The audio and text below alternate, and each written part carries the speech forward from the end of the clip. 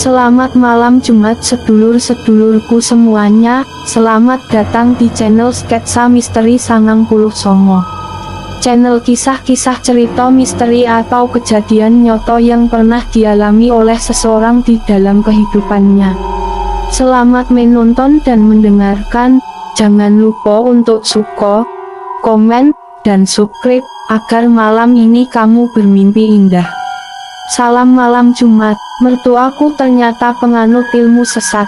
Ayo dimaan, ibu sedari siang tadi masak ini semua untuk kalian. Seorang wanita paruh boyo mengusap rambutku lembut.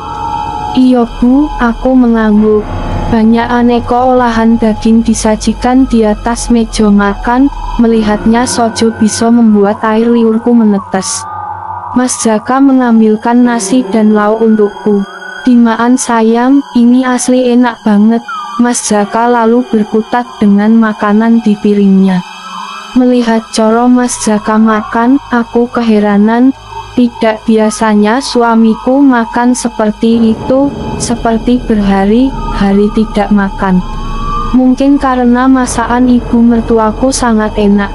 Kulihat seluruh anggota keluarga ini pun makan seperti cara Mas Jaka makan, terkesan rakus dan aneh menurutku. Sayang, Mas Jaka menepuk bahuku pelan. Iyo mas, odo opo. Tepukan di bahuku sukses membuat aku terkejut. Kok belum dimakan? Mas Jaka menunjuk makanan di piringku yang belum aku sentuh sama sekali. Iyo mas, ini juga baru mau aku makan. Aku lalu menyuap nasi dan daging ke dalam mulutku. Aku mengunyah daging yang sangat keras. Daging opo sih ini, batinku. Opo ibu memasak daging kurang matang atau bumbunya yang kurang? Sebab selain teksturnya yang masih keras, rasa amis dan bau darah sangat kentoro. Tiba sojo perutku mual, ingin rasanya aku memuntahkan isi perutku. Kamu kenapa gadis? Ibu mertua melihat gelagatku. Gadis tidak enak badanku, terpaksa aku berbohong kepada ibu mertua. Kamu istirahat sojo di dalam kamar, nanti ibu buatkan wedang jahe untukmu, titah ibu mertua. Aku mengangguk lalu meninggalkan meja makan. Lega rasanya bisa terbebas dari makanan yang menurutku tidak enak. Tapi kenapa anggota keluarga ini sangat lahap memakan makanan itu? Aku sebenarnya juga jijik melihat cara mereka makan.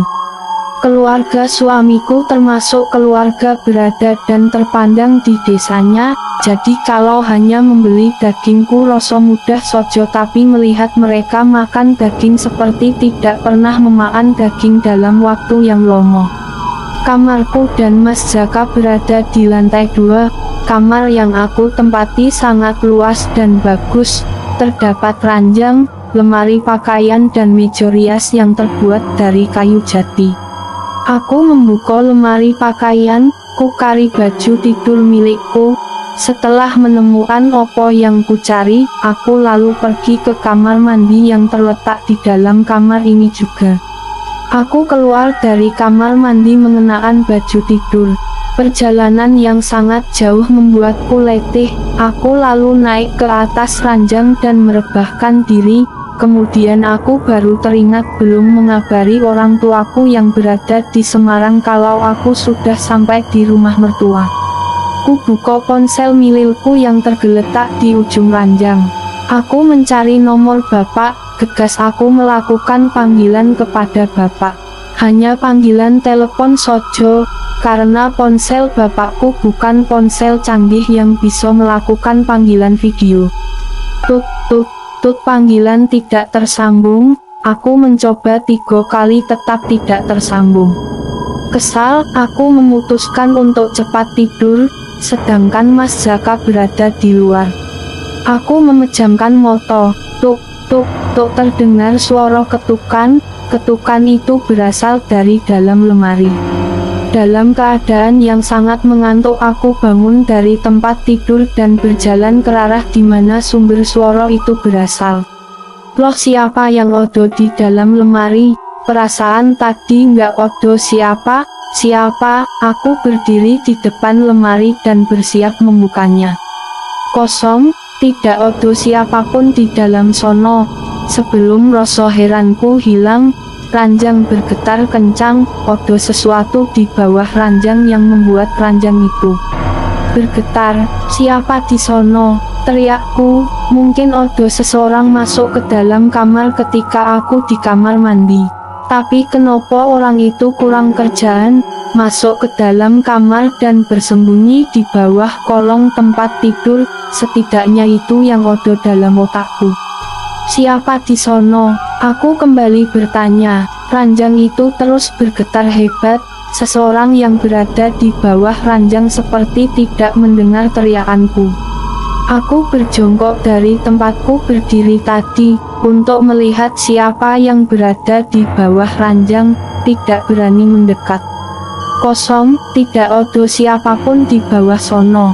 Bagaimana mungkin? Lemari yang diketuk dari dalam, ranjang yang bergetar hebat tapi tidak ada satu orang pun yang berada di dalam lemari ataupun di bawah ranjang. Aku jadi takut berada di kamar ini. Cepat aku pergi meninggalkan kamar, aku berlari dan tidak melihat jalan. Aduh, terasa basah dan panas di dadaku. Aku menabrak ibu mertuaku yang membawa wedang jahe panas. Kamu kenapa nduk? Ibu mertua mengambil gelas yang terjatuh. Maaf bu, tadi gadis nggak lihat jalan, aku menunduk.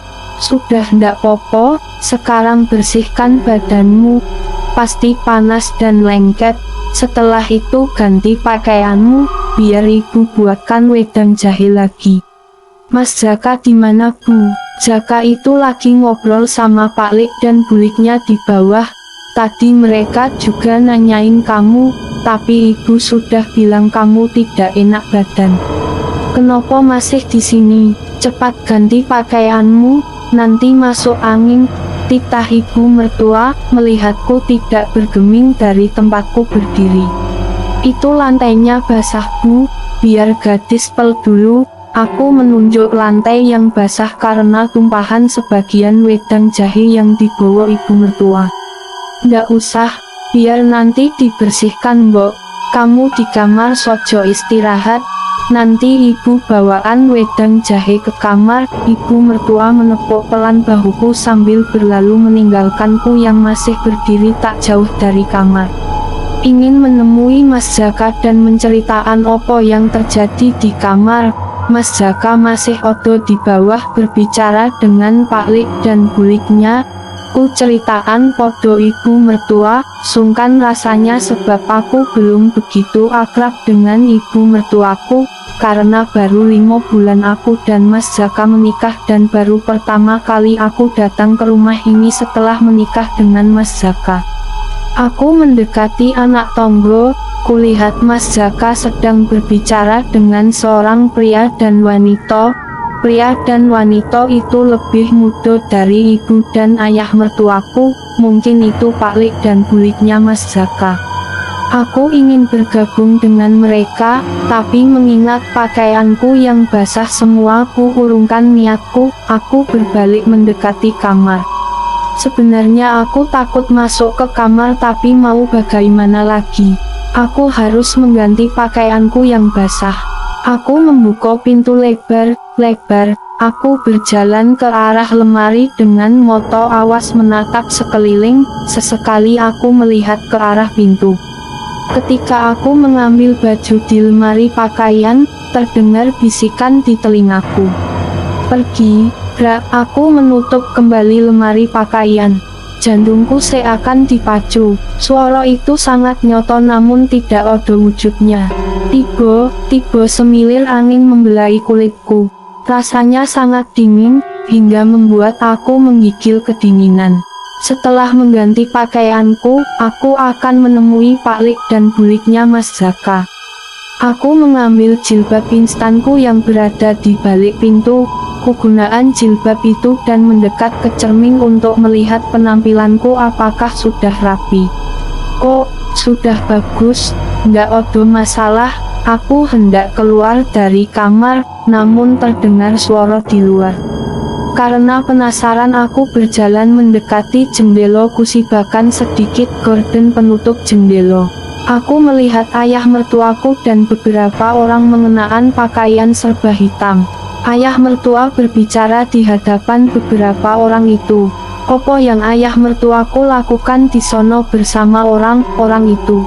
Ketika aku sedang memperhatikan ayah mertua dengan orang-orang di luar. Brak, pintu terbanting berkali-kali hingga membuat aku terkejut.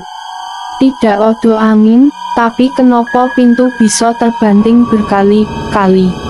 Aku merasa takut berada kamar, cepat aku keluar meninggalkan kamar. Aku berjalan mendekati anak tonggo dan berniat turun ke bawah untuk bertemu bulik dan pakliknya Mas Zaka.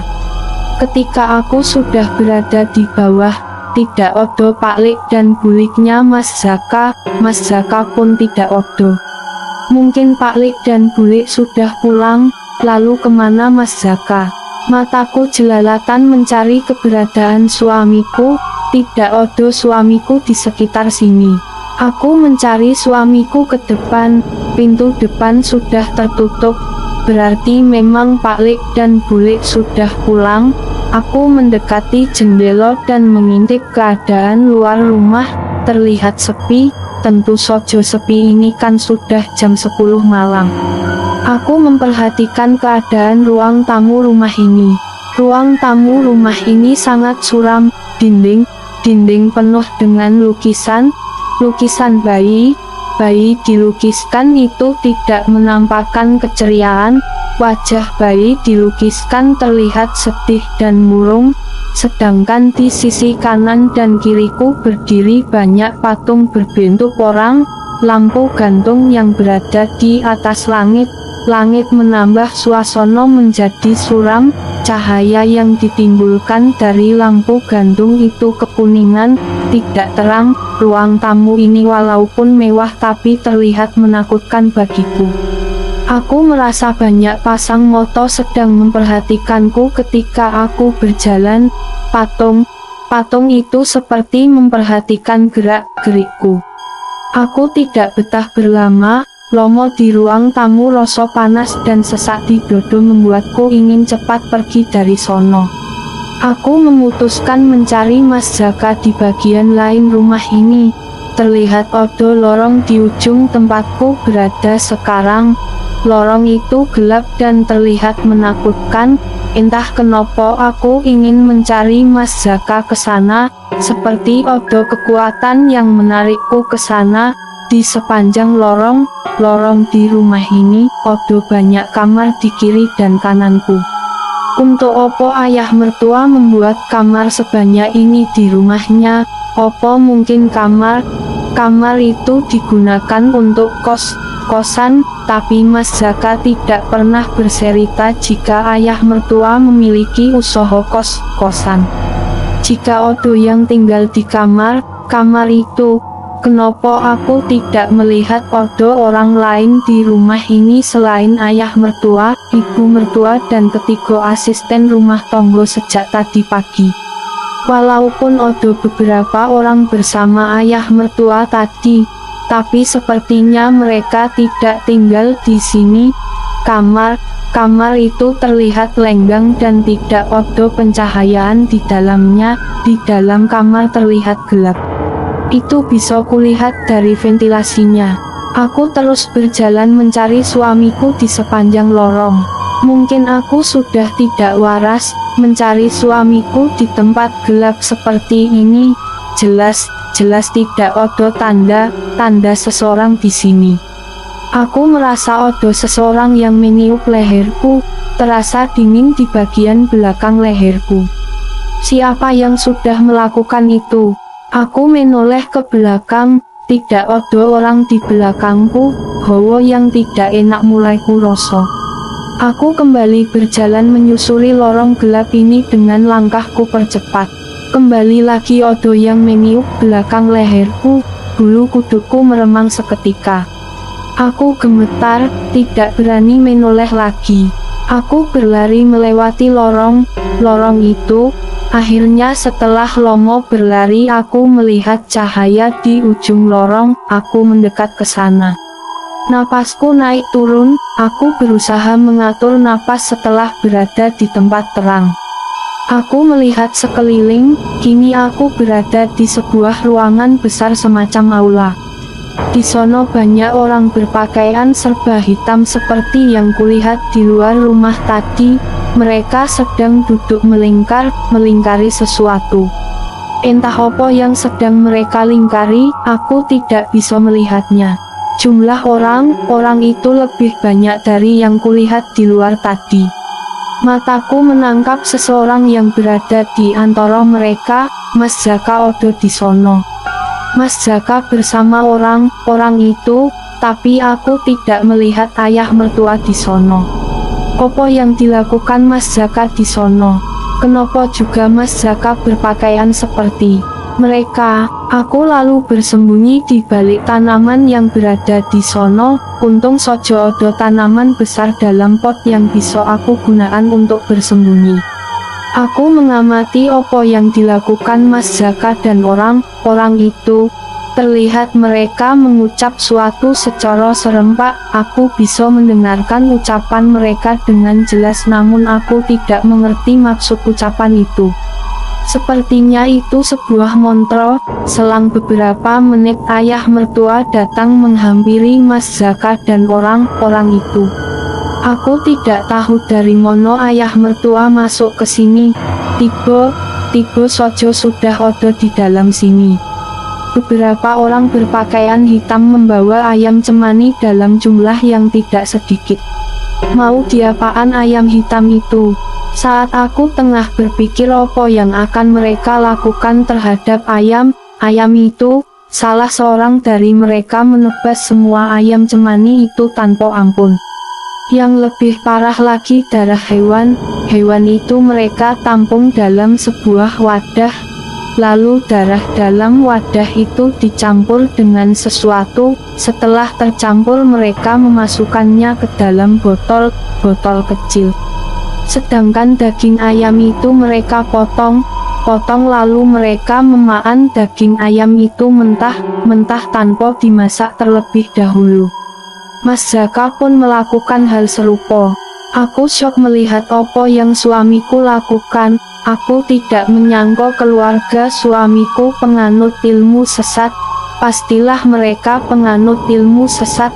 Kalau tidak, mereka tidak akan sekejam itu kepada binatang dan juga tidak akan melakukan hal menjijikan seperti itu. Aku merasa mual dan ingin muntah melihat mereka memakan daging ayam mentah. Kali ini ku bekap mulutku supaya tidak terdengar mereka. Tanpa terasa air mata mengalir deras, tidak bisa kubendung. Aku merasa tertipu. Mas Jaka yang ku kenal sebagai sosok pria baik yang menjaga ibadahnya, itu semua tak lain hanya topeng iblis berkedok orang alim. Keterlaluan kamu, Mas. Kenapa aku bisa tertipu dan jatuh cinta pada orang seperti Mas Jaka? Bodohnya aku mengumpat dan merutuki diriku sendiri, menyesal karena aku bisa terjerat rayuan Mas Jaka dan menikah dengannya. Aku kembali mendengar bisikan di telingaku, pergi. Kenapa aku mendengar bisikan itu lagi? Apa maksudnya? Haruskah aku meninggalkan rumah ini? Aku berjalan mengendap meninggalkan ruangan itu. Aku kembali ke lorong gelap itu lagi. Biarlah aku melewati lorong yang seram dan menakutkan daripada aku harus melihat perbuatan gila Mas Jaka dan orang itu. Aku berlari kencang dengan napas yang memburu. Lebih baik memang aku meninggalkan rumah ini. Aku tidak ingin bersama orang sesat yang jauh dari Tuhan. Sambil berlari sesekali ku sekok air mataku. Aku sungguh tidak menyangka aku ditipu mentah oleh Mas Jaka.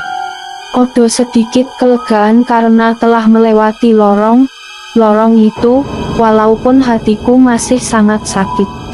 Aku bergegas naik ke lantai 2, hendak mengemasi pakaianku. Malam ini juga aku akan pergi dari rumah ini.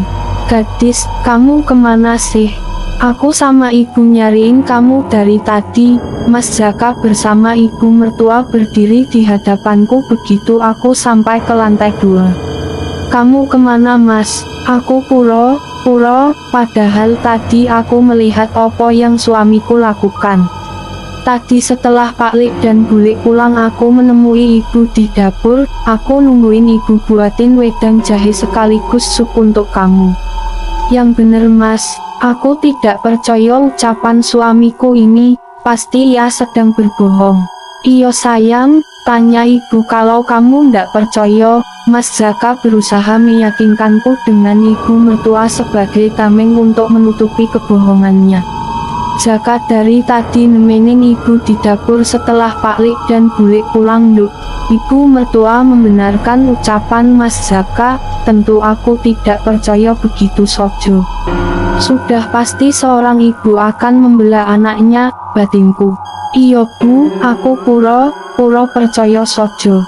Kenapa kamu seperti tidak percaya ucapan suamimu sendiri sih? Mas Jaka terlihat kesal karena aku mencurigainya. Tapi benar juga apa yang dikatakan Mas Jaka, tidak mungkin dia bisa mendahuluiku ke lantai atas. Jika aku pergi dari ruangan tadi dia masih di sono, lalu apakah mataku bermasalah? Aku yakin Mas Jaka tadi odo di sono.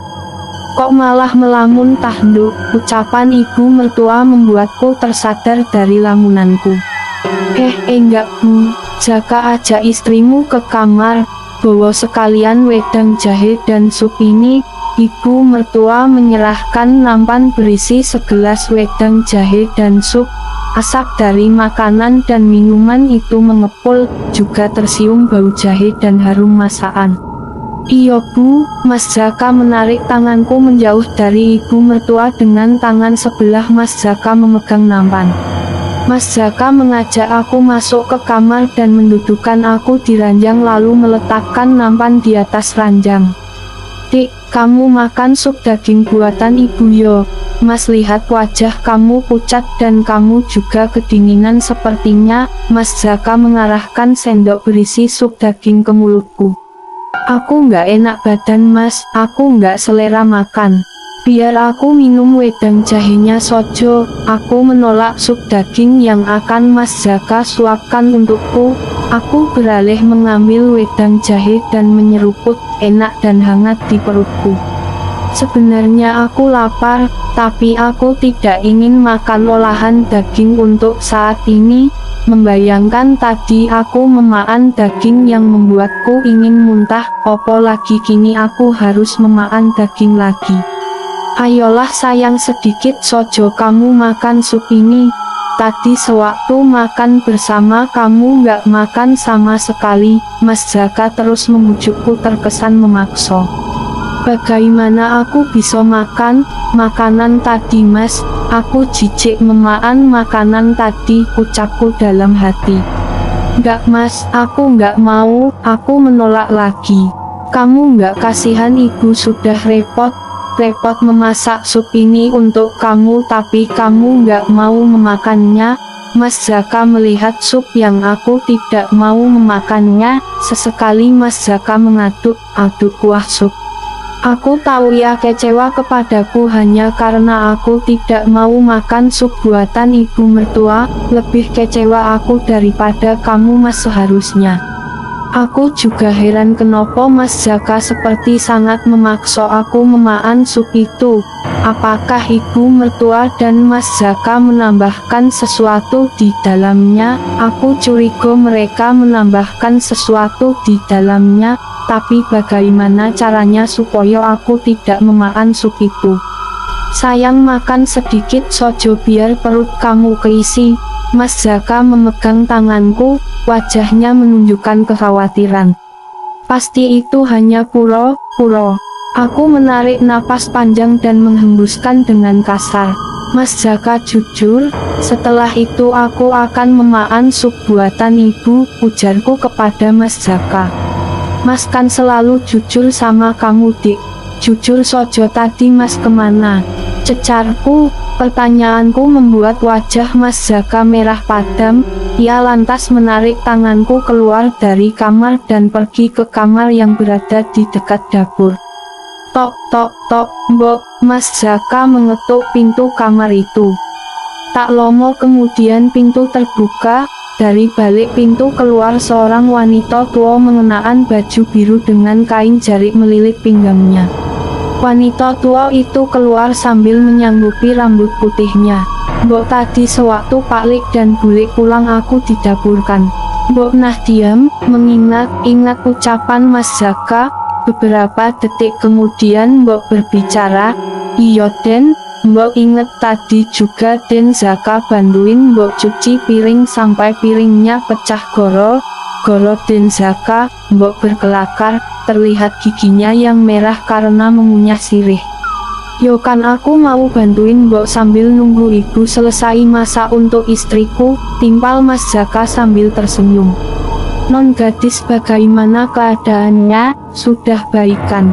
Mbok beralih menatapku. "Iya Mbok, saya sudah baikan." Aku mengangguk dan tersenyum kepada wanita tua yang sudah lama bekerja untuk keluarga Mas Zaka.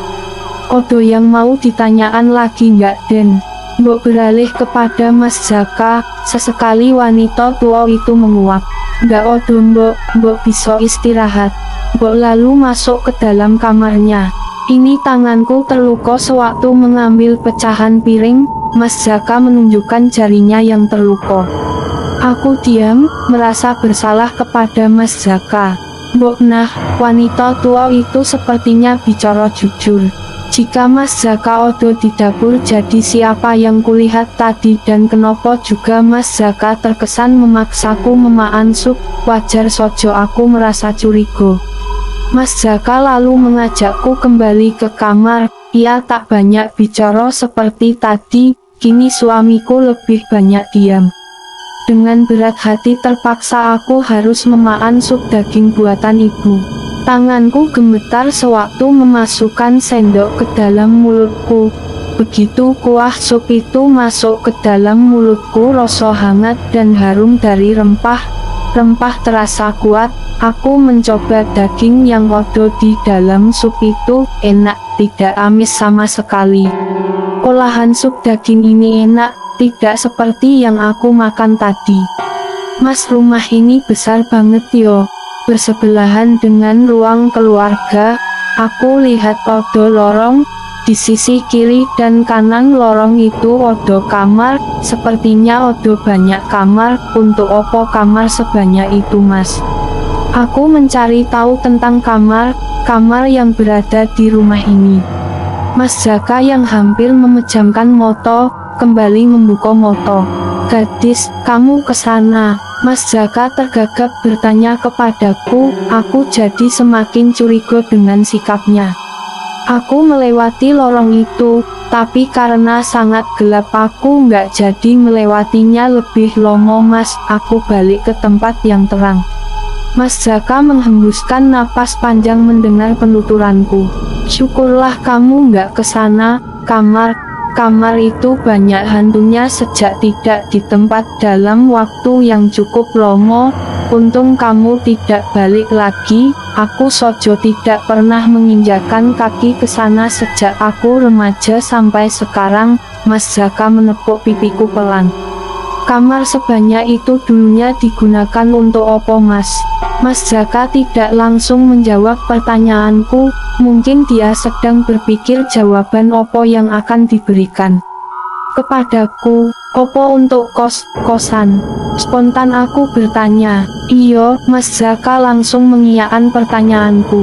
Sebenarnya aku belum terlalu percaya perkataan Mas Zaka, namun aku harus membuat ia percaya kalau aku percaya dan tidak meragukan ucapannya. Aku harus mencari tahu tentang rumah ini dan keluarga suamiku ini. Banyak yang Mas Zaka sembunyikan dariku tentang keluarga dan rumah orang tuanya.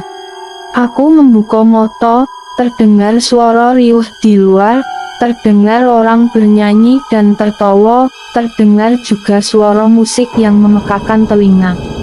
Aku melirik ke samping, kulihat Mas Zaka tertidur pulas.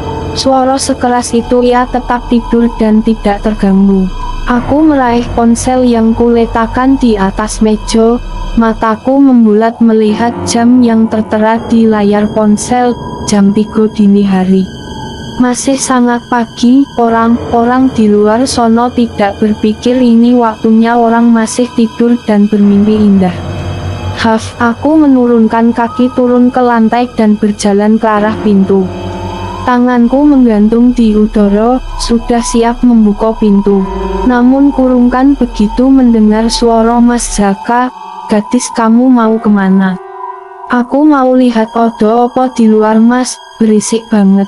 Mas Jaka nggak terganggu opo dengan suara itu. Mas Roko menggeleng, "Ayo sayang tidur lagi, nggak usah keluar, biarkan sojo bukan urusan kita." Mas Jaka menarik tanganku. Aku menurut walaupun diliputi rasa penasaran dengan orang yang odo di luar. Kurebahkan tubuhku kembali di samping Mas Jaka. Aku mencoba memejamkan mata namun suara itu tetap mengganggu. Kulirik Mas Jaka yang sudah tidur kembali. Terdengar suara dengkuran halus. Sepertinya ia sudah benar-benar tidur lelap. Cepat sekali ia tidur. Suara di luar masih terdengar, bahkan suara musiknya semakin kencang. Nggak mikir orang itu. Aku pastikan lagi Mas Jaka sudah benar-benar tidur pulas atau hanya berpura-pura. Kulambaikan tanganku tepat di depan wajah Mas Jaka. Tidak ada pergerakan, Mas Jaka benar-benar sudah tidur. Pelan aku menurunkan kaki ke bawah ranjang. Aku berjalan mengendap ke arah pintu. Aku membuka nok pintu hati supaya tidak terdengar Mas Jaka. Aku mengikuti di mana sumber suara itu berasal, sepertinya berasal dari ruang tamu. Aku menuruni anak tangga dan berjalan ke ruang tamu. Aku terperangah dengan apa yang kulihat. Banyak orang menari dan tertawa di sono. Siapa mereka yo? Mungkin tamu ayah mertua, tapi kenapa ayah mertua tidak ada di antara mereka? Penampilan orang itu juga aneh. Sekilas aku melihat orang itu tidak memiliki lengkungan di atas bibir. Lantas aku langsung bersembunyi, mataku awas melihat mereka. Salah satu dari orang itu melirikku dan tersenyum miring. Hampir saja aku jatuh terjengkang. Orang itu menyadari aku tengah mengamati mereka dan aku sangat terkejut karena orang itu hanya memiliki satu mata dan wajah yang tidak proporsional layaknya manusia. Kemudian aku melihat mereka satu persatu. Benar saja orang itu memiliki wajah aneh, bahkan odo yang berwajah roto. Aku yakin sekarang orang itu bukan manusia.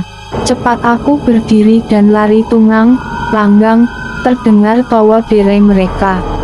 Sepertinya mereka menertawaanku. Aku menaiki anak tangga dan berlari ke kamar. Suara tawa mereka terdengar semakin mendekat ke arahku. Aku sangat takut. Keringat membanjiri seluruh tubuhku. Aku terus berlari. Kamar yang tinggal beberapa langkah lagi sampai, kini terasa jauh. Aku berlari lebih cepat. Ketika aku memegang gagang pintu dan akan membukanya, kakiku ditarik seseorang hingga aku terjatuh, lalu gelap. Aku membuka mata, tubuhku terasa sakit semua. Kulihat sekeliling. Ternyata aku ada di kamar. Kulirik Mas Jaka. Ia masih terlelap. Kuambil ponsel di atas meja. Jam 4 pagi. Apa mungkin aku bermimpi, tapi itu seperti nyata. Aku menatap langit kamar. Baru 1 hari saja aku merasa tidak betah tinggal di sini. Rumah ini sangat menakutkan dan penuh dengan misteri. Sayup terdengar suara azan dari kejauhan. Aku beranjak dari tempat tidur, mengambil wudhu untuk menunaikan sholat subuh. Aku telah selesai menunaikan sholat subuh. Kulipat mukena dan sajadah. Kulihat Mas Jaka masih tertidur pulas. Mas bangun, waktunya sholat subuh. Aku menggoyang-goyangkan tubuh Mas Zaka. Gumam Mas Zaka. Pria itu menutup wajahnya dengan selimut. Loh, kok malah tidur lagi? Aku membuka selimut yang menutupi seluruh tubuh Mas Zaka. Terlihat suamiku itu masih memejamkan mata. Dingin sayang, Mas Zaka menarik kembali selimut yang kupegang. Aku sedikit kesal, Mas Zaka yang biasanya membangunkanku untuk sholat subuh, sekarang malah susah banget dibangunkan. Ya sudah, aku mau pergi keluar. Ku hentakkan kaki ke lantai dan meninggalkan Mas Zaka yang masih tidur. Aku berjalan ke dapur, kulihat Mbok Tengah sibuk membersihkan beberapa kuali besar sedangkan ibu mertua tidak odo di sono. Mbok tadi malam odo tamu tah, kok Mbok membersihkan 5 kuali sekaligus? Aku bertanya begitu berada di samping Mbok. Ini, Mbok tergagap. Wanita tua itu terbelalak begitu melihatku berada di sampingnya. Gadis, bagaimana tidurmu semalam?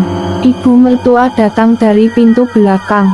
Baik Bu, gadis tidur nyenyak semalam. Aku berbohong, tidak kuceritaan mimpiku semalam yang terasa nyoto. Baguslah Nduk, ibu mertua menepuk pipiku lembut. Di mana Zaka, kok kamu sendirian Nduk? Ibu mertua celingukan mencari keberadaan Mas Zaka. Masih tidur Bu, susah dibangunin. Yo sudah biarkan sojo, ayo ikut ibu. Kita duduk di teras sambil menikmati suasana pagi di sini. Ibu mertua menarik tanganku, membawaku ke teras. Suasana pagi di sini tak jauh bedanya dengan di rumah orang tuaku di Semarang.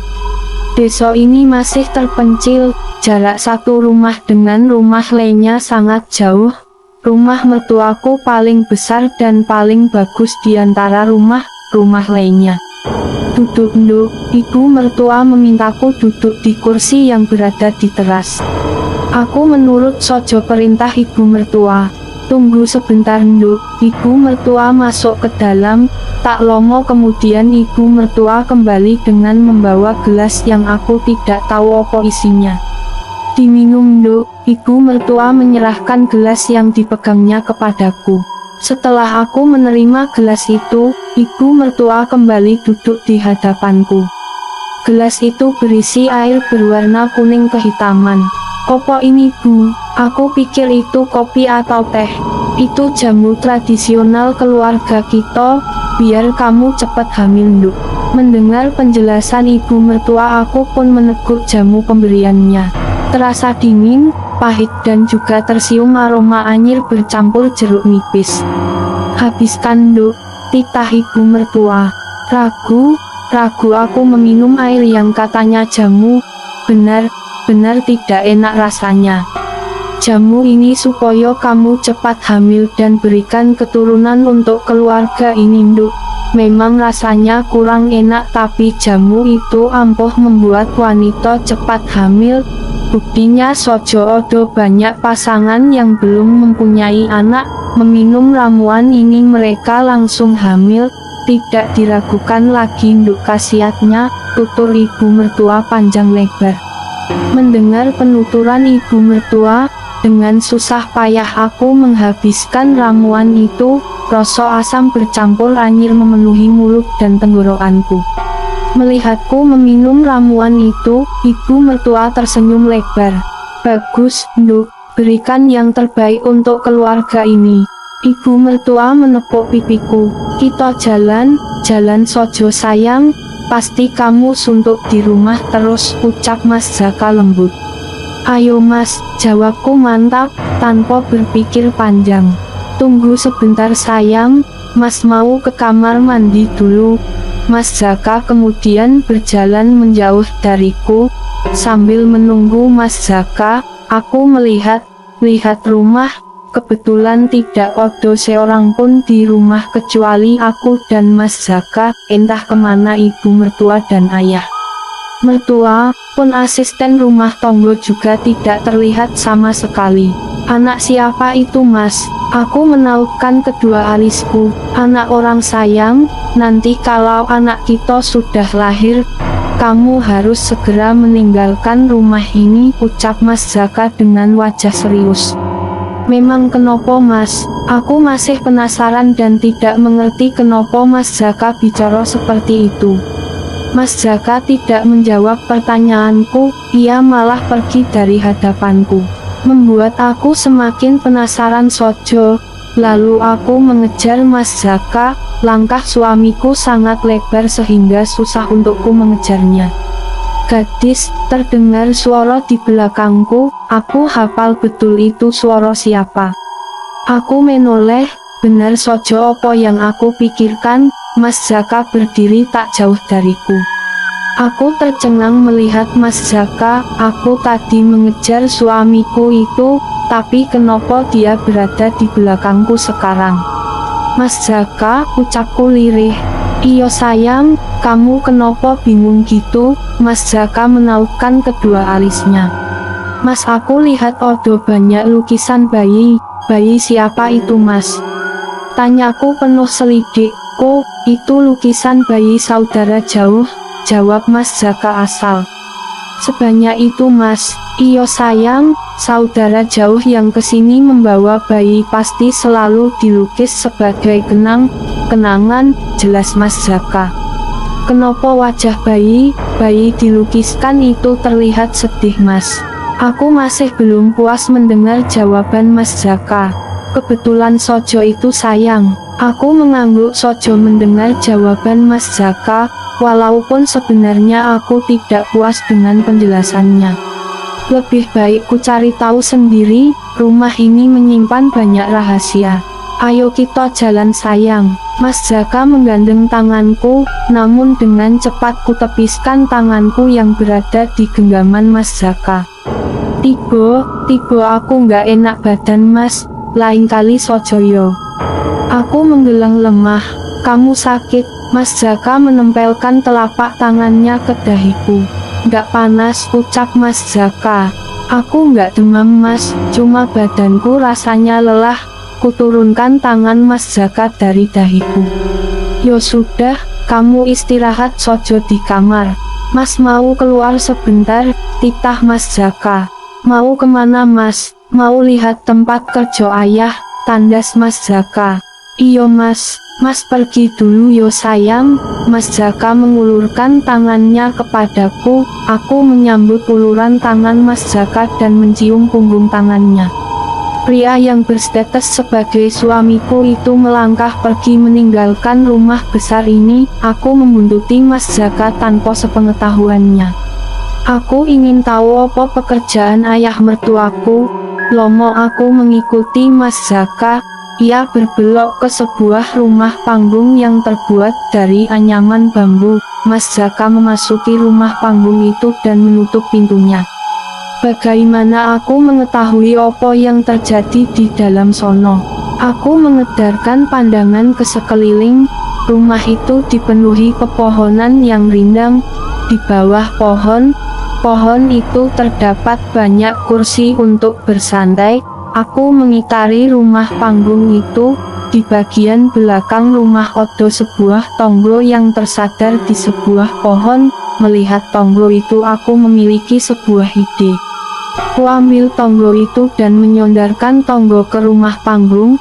Dengan hati aku menaiki tonggo dan mengintip ke dalam melalui celah yang terdapat di dinding anyaman bambu tersebut. Inikah tempat kerja ayah mertua? Pekerjaan apa yang digeluti ayah mertua? Otakku berpikir keras. Ayah hari ini tidak ada tamu. Terdengar suara Mas Zaka. Ndak odo, hari Jumat ayah meliburkan pasien opologi nanti malam Jumat Kliwon. Baru kali ini aku mendengar suara ayah mertua. Semenjak aku datang, ayah mertua belum pernah bicara sekalipun denganku. Pasien opo? Memang opo pekerjaan ayah mertua? Opo ayah mertua membuka pengobatan alternatifkah? Pasalnya Mas Zaka tidak pernah bercerita tentang pekerjaan ayah mertua. Nanti malam ada ritual di sini, kamu harus mempersiapkan diri untuk malam ini, ayah mertua bicara dengan tegas. Iya, terdengar suara Mas Zaka lemah. Ritual opo dan opo yang harus Mas Zaka persiapkan untuk malam ini? Malam ini aku dan Mas Zaka tidur lebih cepat dari biasanya. Jam 8 malam aku dan Mas Zaka sudah tertidur. Lebih tepatnya aku pura tidur. Sudah 1 jam lebih aku menunggu, namun Mas Zaka masih bergeming. Tak ada tanda suamiku itu akan bangun. Mataku terasa berat hingga aku tertidur dalam buayan mimpi. Hihihi, terdengar suara tawa seseorang. Aku terperanjat dan bangun dari tidurku. Siapa tadi yang tertawa? Aku melihat sekeliling. Tidak ada siapapun. Mas Zaka juga tidak ada di sebelahku. Apa mungkin Mas Zaka sudah pergi ke tempat tadi? Gumamku. Aku melirik jam weker yang berada di atas meja. Sudah jam setengah 12. Sebaiknya aku segera ke tempat itu. Aku penasaran apa yang akan mereka lakukan. Aku lalu bangun dari tempat tidur dan mengambil jaket di dalam lemari dan mengenakannya. Tak lupa aku memakai masker untuk menutupi sebagian wajahku. Dengan hati aku menuruni anak tangga. Aku berjalan berjingkat ke depan, takut ketahuan ibu mertua. Aku berjalan ke ruang tamu. Lampu sudah padam, membuat ruang tamu lebih menyeramkan dari biasanya. Aku berjalan mendekati pintu. Jantungku berdetak lebih cepat. Dengan perasaan was-was aku mencoba membuka pintu. Klek, pintu terbuka. Gegas aku keluar dan menutup pintu kembali. Aku ingat jalan ke arah rumah panggung itu. Meskipun desa ini sangat gelap, aku masih hafal jalan ke sana. Menuju ke rumah panggung itu jalanan berlumpur yang tergenang air berada di depanku. Tadi sore hujan lebat mengguyur. Karena jalan ini masih tanah liat dan belum berbatu, membuat jalan ini licin dan berlumpur ketika hujan. Rumah panggung itu sudah terlihat. Di dalam sono tampak seberkas cahaya. Begitu aku memasuki halaman rumah panggung, hawa dingin menusuk kulitku hingga terasa sampai tulang. Aku mengusap lenganku yang terasa sangat dingin. Aku berjalan mengendap ke belakang rumah. Kembali kupasang tonggo yang tadi siang kugunakan untuk mengintip ke dalam sono, ke dinding rumah panggung itu. Aku mengintip di antara celah anyaman bambu keadaan di dalam sono. Hening, ada beberapa orang berpakaian hitam duduk bersila. Pandangan mereka tertunduk ke bawah dengan mulut komat, kamit. Mas Zaka yang mono yo? Ucapku pelan. Aku tidak bisa mengenali mono suamiku, karena pakaian mereka sama dan wajah tertutup jubah hitam yang menutupi kepala mereka. Dapat kulihat dengan jelas, ayah mertua mengambil air di gentong yang berada di sampingnya. Air itu bukan air biasa rupanya, air itu berwarna keruh dengan campuran bunga di dalamnya.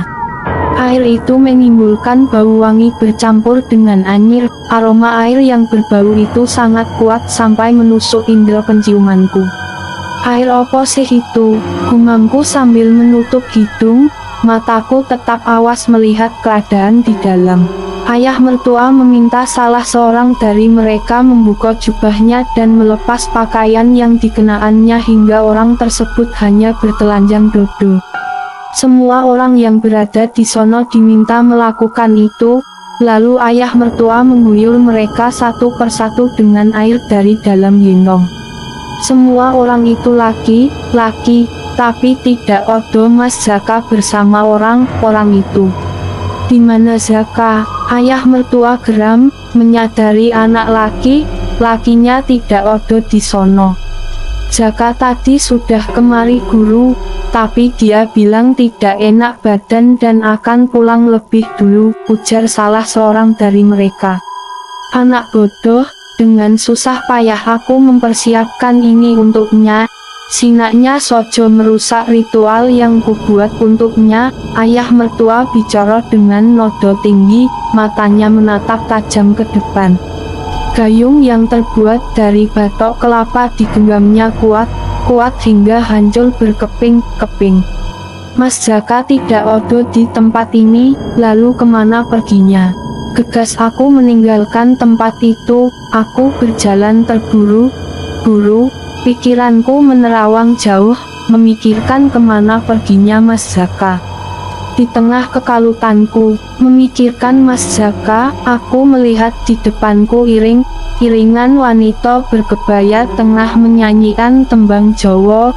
Di antara wanita itu aku melihat 3 orang dengan perut membuncit. Ketiga wanita itu berjalan dengan mata terpejam. Ketika mereka semakin dekat, aku bersembunyi di balik sebuah pohon besar dan mengamati wanita itu. Ternyata ada ibu mertua di barisan terdepan. Ibu mertua memegang sebuah selendang dan menari dengan mulut tetap menyanyikan kidung Jawa. Aku tidak mengerti arti dari kidung itu, namun bulu kuduku meremang mendengarnya. Aku menyondarkan kepalaku di ujung ranjang, sembari menunggu kedatangan Mas Jaka. Aku membuka ponsel. Aku membuka galeri foto, iseng melihat hasil jepretan foto kemarin sewaktu aku datang ke rumah ini. Semua foto tampak biasa saja, hingga aku melihat salah satu foto terdapat seorang perempuan di sono. Aku mengernyitkan dahi, perasaan tidak ada wanita ini saat kami berfoto. Wanita di dalam foto itu berdiri di belakangku. Wajah wanita itu pucat dan tidak ada ekspresi di wajahnya. Setelah dilihat wanita di dalam foto itu sangat mirip dengan Mas Jaka. Siapa dia yo? Aku lalu meletakkan ponsel di bawah bantal, biar nanti kutanyaan Sojo podo Mas Jaka. Sudah berkali-kali aku mengubah posisi tidur miring ke kanan dan ke kiri. Aku gelisah menunggu kedatangan Mas Jaka. Klek, terdengar pintu dibuka. Aku melongok ke sumber suara. Mas Jaka masuk ke dalam dan mengunci pintunya. Wajah Mas Jaka terlihat panik. Kamu dari mono Mas? Aku bangun dan menghampiri Mas Jaka. Mas Jaka terkejut melihatku berdiri di belakangnya. Aku tidak bisa tidur sayang, aku jalan sebentar, ucap Mas Jaka tergagap. Dari nada bicaranya Sojo, aku yakin Mas Jaka berbohong. Melihat foto yang kutunjukkan, wajah Mas Jaka pucat pasi. Siapa wanita ini Mas? Kenapa aku tidak melihat keberadaannya waktu datang ke sini? Kenapa wanita ini hanya muncul di foto? Rentetan pertanyaan kepada Mas Jaka. Aku nggak kenal dan nggak tahu dia siapa, pungkas Mas Jaka. Lalu pria itu menutupi seluruh tubuhnya dengan selimut. Aku menghembuskan napas kasar. Aku pikir Mas Jaka mau menceritakan siapa wanita yang ada dalam foto kami. Aku tidur memunggungi Mas Jaka. Selang beberapa menit terdengar suara dengkuran. Cepat sekali Mas Jaka tertidur. Aku menatap langit kamar, mataku belum juga bisa terpejam. Samar aku mendengar suara musik, bukan musik seperti kemarin malam kali ini, tetapi suara alunan gamelan dan orang menyanyi dalam bahasa Jawa.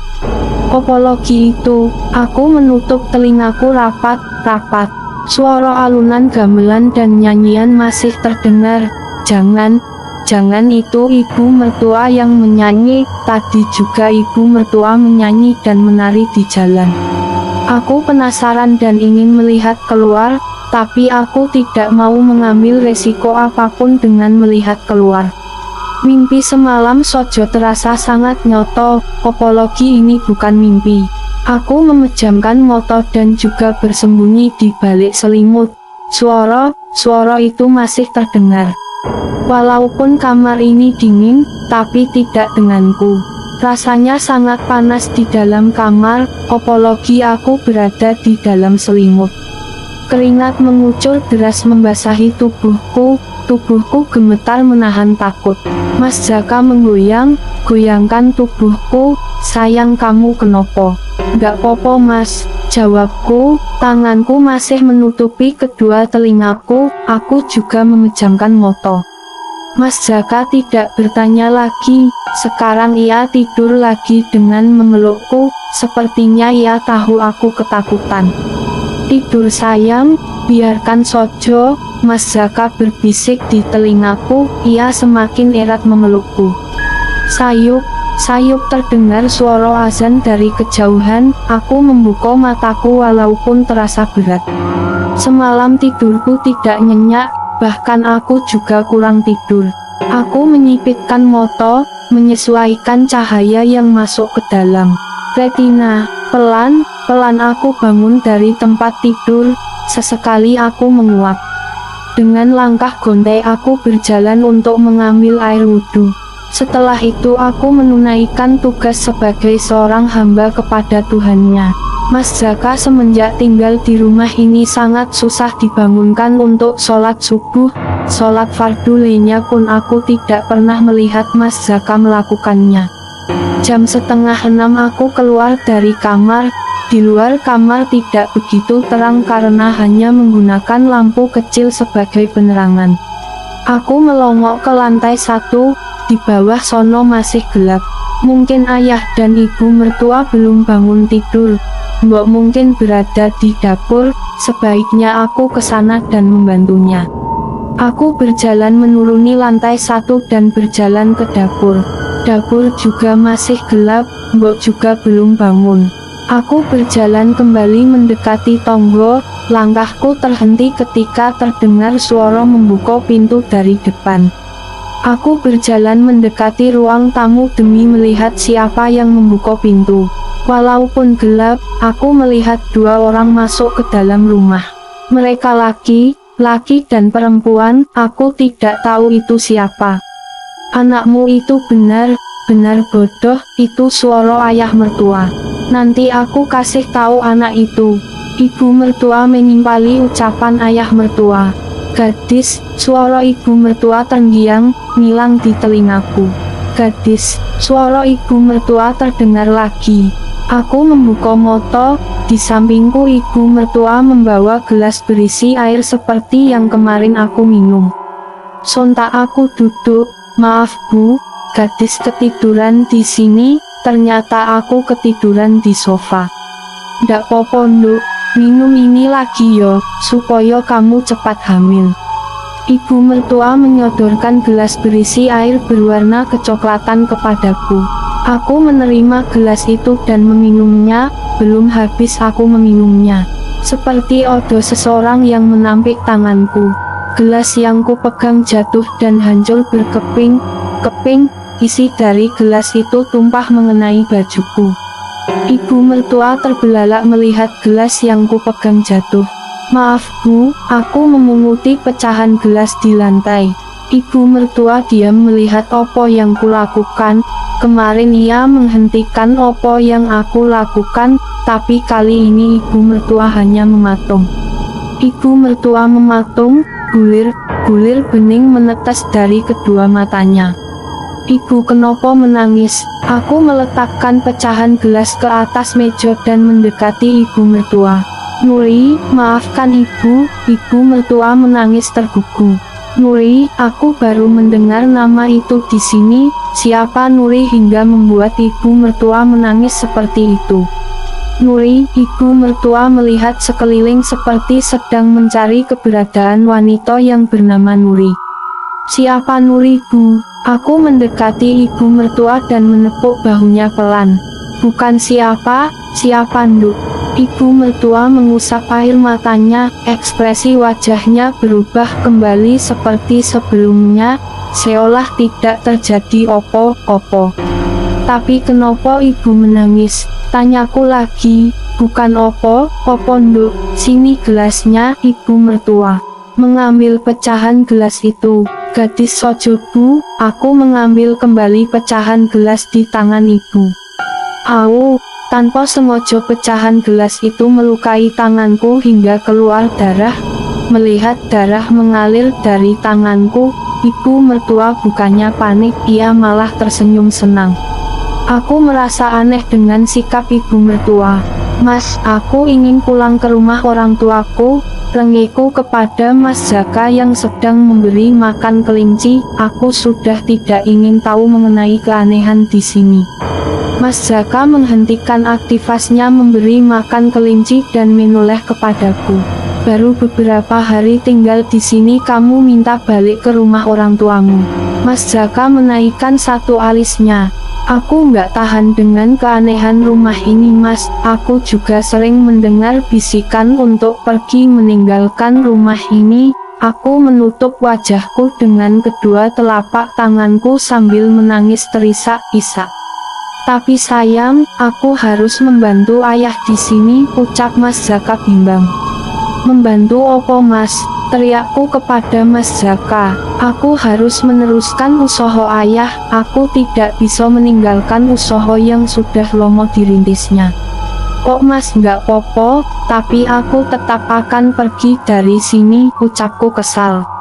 Kamu jangan seperti itu, ngertiin keadaanku lah. Mas Zaka melempar wortel ke sembarang arah.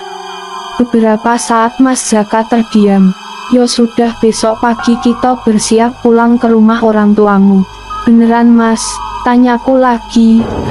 Mas Zaka hanya bergumam sebagai jawaban dari pertanyaanku. Mas nggak marah? Mas Zaka menggeleng, ia kembali melanjutkan memberi makan kelinci. Sayang, Mas Zaka menepuk bahuku pelan. Aku mendongak melihat wajah Mas Zaka yang sudah berdiri di depanku. Odo opo mas? Makan malam dulu, ibu sudah masak makanan istimewa untuk kamu. Makanan istimewa mas? Mas Zaka mengangguk dan tersenyum. Ayo, Mas Zaka lalu berjalan mendahuluiku. Aku tidak langsung mengikuti Mas Zaka keluar kamar. Di ruang makan Mas Zaka, ibu mertua dan ayah mertua sudah menungguku. Sini gadis, ibu mertua menarik kursi di sampingnya untukku. Aku lalu duduk di antara ibu mertua dan Mas Zaka. Aku kikuk, tidak tahu harus berbuat apa. Aku teringat ceritaku kepada Mas Zaka tentang ibu mertua. Mungkin Mas Zaka sudah bercerita kepada ibu mertua tentang ketakutanku. Dimaan nduk, titah ibu mertua. Beliau mengambilkan aku nasi dan lauk daging lagi makan malamku di sini. Aku mengangguk dan memakan daging itu. Kembali rasa tidak enak menguar di dalam mulutku. Makan, ucap ayah mertua kepadaku. Baru kali ini aku mendengar ayah mertua bicara kepadaku. Aku mengangguk. Dengan susah payah aku memakan daging itu. Daging itu keras dan bau anyir. Seperti waktu pertama aku datang ke sini, ibu mertua memasak daging seperti ini. Habiskan, titah ayah mertua. Ia melihat aku kepayahan memakan daging itu. Tanganku seolah tidak sejalan dengan apa yang ada di otakku. Tanganku mengambil daging di atas meja tanpa henti. Aku kembali memakan daging itu dengan rakus.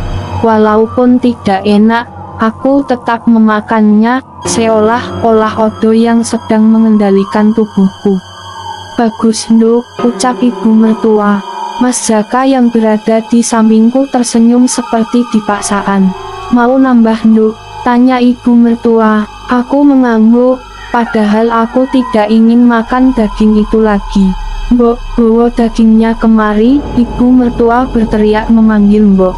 Mbok berjalan tergopoh-gopoh dengan membawa semangkuk besar daging. Daging ini lebih menjijikan daripada yang tadi. Warna daging ini kemerahan, seperti belum dimasak. Mbok meletakkan mangkuk di meja. Mbok menatapku sesaat. Mbok menatapku ibu, cairan bening menggenang di sudut matanya. "Mbok kenapa masih di sini?" ucap ibu mertua ketus. "Iya Bu, saya permisi." Mbok segera menyeka air matanya dan pergi meninggalkan ruang makan. "Ini Nduk." Ibu mertua mengambil daging dalam jumlah yang banyak dan diletakkan ke piringku. Aku kembali memakan daging di piringku dengan rakus. Ingin rasanya aku berteriak dan menangis, namun tenggorokanku seperti tercekat. Aku tidak bisa mengutarakan keinginanku. Setiap ditanya, apakah aku ingin nambah, selalu ku jawab dengan anggukan kepala. Aku benar-benar tersiksa dengan makan malamku di sini. "Mas, aku ngantuk, aku ke kamar duluan yo," ucapku kepada Mas Zaka. Mataku terasa sangat berat. "Kamu ke kamar dulu, aku ingin bicara dengan ayah dan ibu dulu." Mas Zaka memintaku ke kamar. Setelah masuk kamar, aku pergi ke kamar mandi untuk bersih-bersih. Aku keluar dari kamar mandi, di dekat ranjang Mas Zaka tersenyum menyeringai. Tatapan mata Mas Zaka sangat menakutkan. "Kemari gadis," Mas Zaka memintaku mendekat padanya. Aku pun mendekati Mas Zaka. "Kamu baik-baik sojokan?" "Iya Mas," aku mengangguk. "Syukurlah." Mas Zaka mengambil sesuatu dari saku kantong celananya dan memberikannya padaku. "Opo ini Mas?" "Buka sojo," pungkas Mas Zaka. Aku membuka kotak pemberian Mas Zaka. Aku berteriak histeris. Di dalam kotak itu banyak belatung. Refleks aku melempar kotak itu. Belatung itu berhamburan di atas lantai. "Maksudmu opo sih Mas?" Aku bicara tanpa melihat Mas Zaka. "Mas," panggilku lagi. Mas Zaka bergeming. Aku sangat kesal dengan opo yang dilakukan Mas Zaka. Aku berbalik ke arah Mas Zaka yang berdiri di belakangku. "Mas, kamu mau?" Ucapanku terhenti ketika yang berdiri di belakangku bukan Mas Zaka, melainkan sosok perempuan dengan wajah hancur lebur. Aku ketakutan setengah mati melihat sosok itu. Aku beringsut mundur hingga tubuhku berada di dekat jendela. Makhluk itu kian mendekat dan semakin dekat. Aku merasa terpojok, tidak tahu harus berbuat apa. Aku terus bergeser mendekati jendela.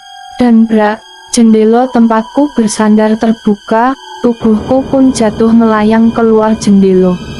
Bruk, tubuhku terjatuh di atas rumput, badanku terasa remuk.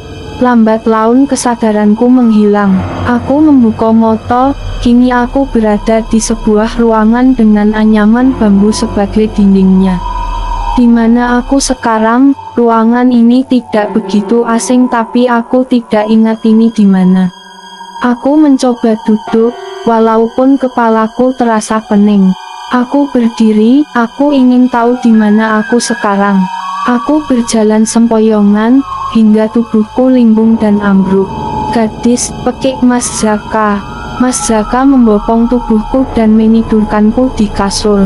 "Mas, aku di mana?" tanyaku dengan suara lemah. "Kamu di pondok tempat ayah melakukan pengobatan," jelas Mas Zaka. "Oh, aku ada di tempat itu," ucapku dalam hati. "Kamu kenapa bisa jatuh keluar kamar?" Aku diam, mengingat apa yang telah terjadi kepadaku.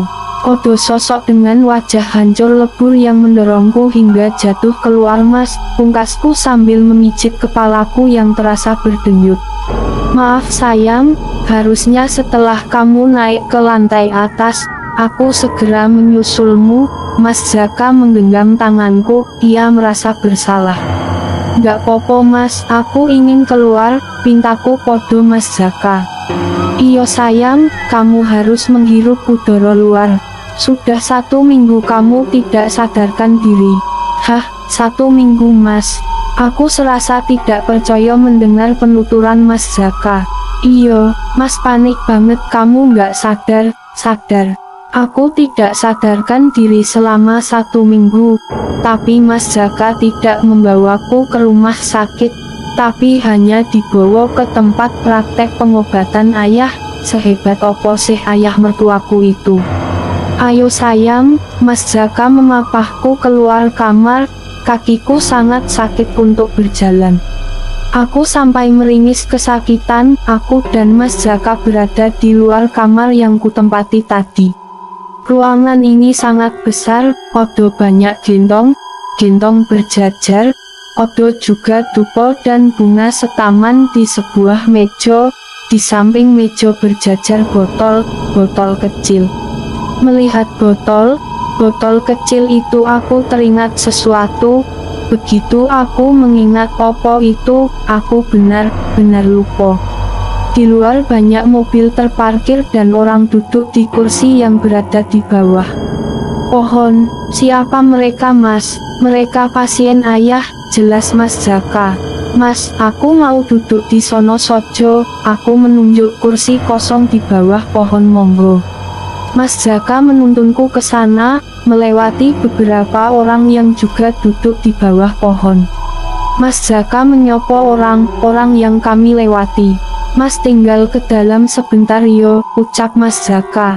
Iyo Mas, jawabku sambil melihat sekeliling. Pria itu lalu meninggalkanku duduk sendiri. Aku merasa ada seseorang mengintipku dari balik pohon yang berada di seberang aku duduk. Dari posturnya seperti mbok, tak lama kemudian Mas Jaka datang menghampiriku. Melihat kedatangan Mas Jaka, orang itu berjalan menjauh dari pondok, dan benar itu mbok. Apa yang mbok lakukan dengan mengintipku begitu? Tinggal datang menghampiriku sojo, opo susahnya? Sayang, kamu liatin opo? Mas Jaka menoleh ke belakang. Tadi sepertinya aku lihat mbok Mas, tandasku. Mbok odo di rumah, nggak mungkin dia odo di sini. Mungkin aku salah lihat Mas. Mungkin, sayang ini diminum, supaya kamu cepat pulih. Mas Jaka menyodorkan gelas kepadaku. Opo ini Mas? Aku menautkan kedua alisku. Ini ramuan supaya kamu cepat pulih. Aku menerima gelas dari Mas Jaka, air di dalam gelas sangat kental berwarna merah. Air opo ini Mas? Ini ramuan dari ayah. Banyak pasien ayah meminum ini dan sembuh dari sakitnya, kelas Mas Jaka. Mendengar penjelasan Mas Jaka, aku langsung meminum air itu. Rasanya lebih parah dari ramuan yang ibu mertua berikan kepadaku. Darah yo Mas ini, tanyaku kepada Mas Jaka, setelah aku menyemburkan air itu. Bukan sayang, memang warnanya merah dan bau anyir, tapi itu bukan darah. Wajah Mas Jaka berubah masam. Maaf Mas, aku cuma ingin kamu sembuh, pungkas Mas Jaka. Iyo Mas, maaf. Aku langsung meminum air itu sampai tandas tak bersisa, supaya Mas Jaka tidak tersinggung. Setelah meminum air itu, perasaanku dan tubuhku memang menjadi lebih enakan. Sebuah mobil berhenti tepat di hadapan kami. Seorang pria seusia Mas Jaka keluar dari dalam mobil. Penampilan pria itu sangat berkelas. Ia menghampiriku dan Mas Jaka. Bagaimana kabarmu Jaka? Sudah lama tidak bertemu. Pria itu menjabat tangan Mas Jaka. Siapa yo? Mas Jaka melihat pria itu dari ujung rambut hingga ujung kaki. Kamu lupa sama temen kecilmu? Wah, parah banget kamu kok. Pria itu berkata sambil meninju lengan Mas Jaka. Mas Jaka mengerutkan kening, mengingat siapa pria yang berdiri di hadapannya. Aku benar-benar tidak ingat siapa kamu. Aku Andi. Mendengar nama itu, Mas Jaka langsung memeluk pria bernama Andi.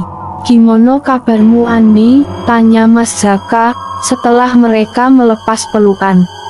Seperti yang kamu lihat, aku baik, sangat baik malah. Tandas pria bernama Andi. Ia sibuk membenarkan dasi yang melingkar di lehernya. Kamu kerja kantoran Andi? Ini berkat ayahmu juga. Karena ayahmu aku bisa sukses seperti sekarang. Karena penampilanku yang sekarang, aku bisa dengan mudah menggait banyak wanita. Pria itu lalu tertawa lepas. Memang pria itu tampan, tapi dari cara bicaranya, pria itu sombong dan pongah. Mas Jaka tertawa mendengar perkataan Andi. Aku berdehem, membuat Mas Jaka dan Andi menengok kepadaku. Oh iya Andi, kenalkan ini istriku. Mas Jaka memperkenalkan aku kepada Andi. Soyo Andi temannya Jaka. Andi mengulurkan tangan untuk berjabat tangan denganku. Soyo gadis, ucapku. Setelah ngobrol cukup lama, Andi mengutarakan maksud kedatangannya. Oh, Guru Odo? Tanya Andi kepada Mas Jaka. Odo, jawab Mas Jaka. Aku mau bertemu dengan guru dulu yo. Andi berpamitan kepadaku dan Mas Jaka. Siapa yang dimaksud guru oleh Andi? Opo mungkin ayah mertua? Oh iya, aku baru ingat. Beberapa waktu lalu ketika aku mengintip ke dalam sono, ayah mertua dipanggil guru. Guru opo sih memangnya mertuaku itu, ucapku dalam hati. Kamu sudah baikan lu? Tanya ibu mertua begitu ia masuk ke dalam kamar yang kutempati sekarang.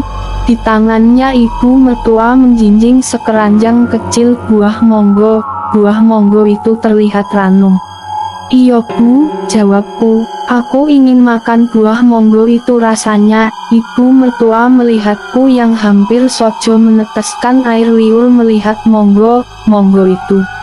Ibu mertua tersenyum, ini memang ibu bawa untuk munduk.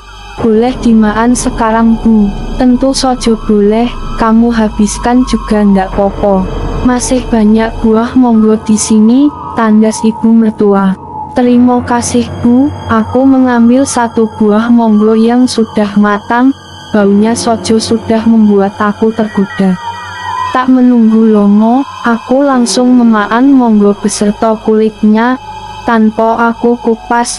Rasa mangganya sangat enak, aku mengambil monggo lagi sampai 3 monggo aku makan, namun aku masih kurang hanya memakan 3 monggo.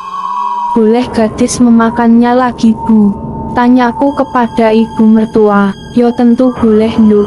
Aku mengangguk. Ibu mertua lalu pergi. Ibu mertua menarik gagang pintu dan menutupnya. Pintu kembali dibuka ibu mertua. Jangan keluar di malam hari sebelum Jaka datang Nduk, pesan ibu mertua. Lalu ibu mertua menutup pintu kembali.